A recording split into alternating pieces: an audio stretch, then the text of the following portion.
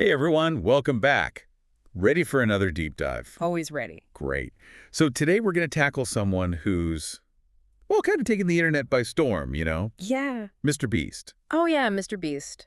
Definitely an interesting figure. Right. I mean, we're talking viral videos, crazy challenges, and giving away, well, a lot of money. A lot of money indeed. We dug into some biographical stuff, looked at the big philanthropic projects he's done, and of course had to peek at some of the controversies that have popped up around him, too. Should be a fascinating conversation. For sure. Now, everyone knows Mr. Beast, right? Yeah. Jimmy Donaldson started out like a lot of YouTubers, just a kid making videos about video games. Back in, was it 2012? Yeah, 2012. Pretty standard start for a lot of these creators. But then something changed. Yeah. 2017, that's when things kind of went boom. That's when things get interesting, yeah. Remember that video, the one where he just counted to 100,000? Oh, yeah, I remember that. Went super viral. Right. It was so simple, but everyone was hooked. And that seems to be the turning point, right? He kind of figured out this formula. Big, attention-grabbing idea. Huge scale, lots of suspense. Exactly. And then he kind of sprinkled in this philanthropic element. Started with the giveaways. Money, cars, sometimes just weird stuff. And it all just kind of blew up from there. And then came those massive projects. Mm-hmm. Hashtag Team Trees, hashtag Team Seas. Yeah.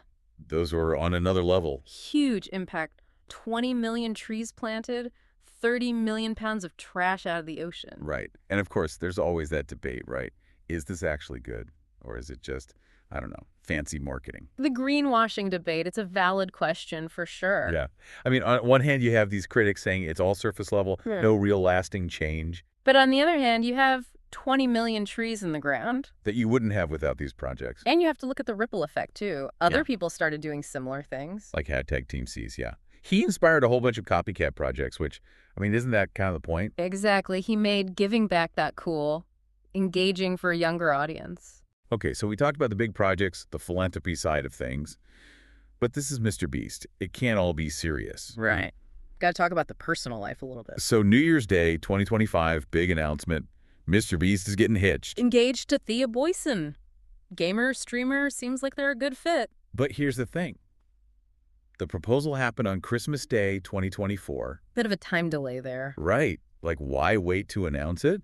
Makes you think about how carefully he controls his image, Definitely adds another layer to the whole Mr. Beast persona.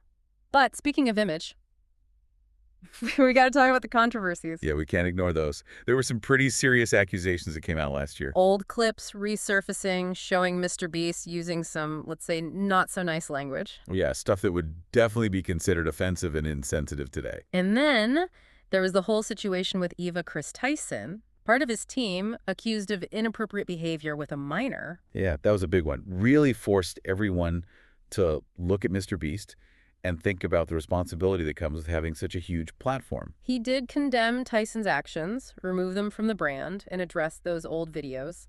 Said it was just, dumb stuff he did when he was younger. But it does raise this bigger question, right? Mm-hmm. About how things change online. What might have been okay a few years ago, definitely not okay now. Yeah, it's a constantly evolving landscape. What we find acceptable, what we find funny, it shifts over time. Definitely something to think about, especially for creators with such a huge audience. And here's the thing that gets me.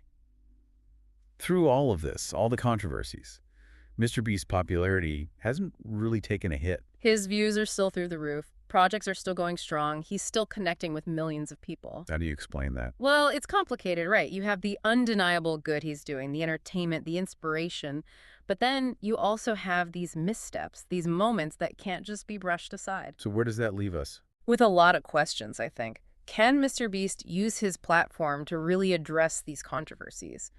Can he become a model for accountability? Can he go beyond just the giveaways and actually influence positive change in a deeper way? Yeah.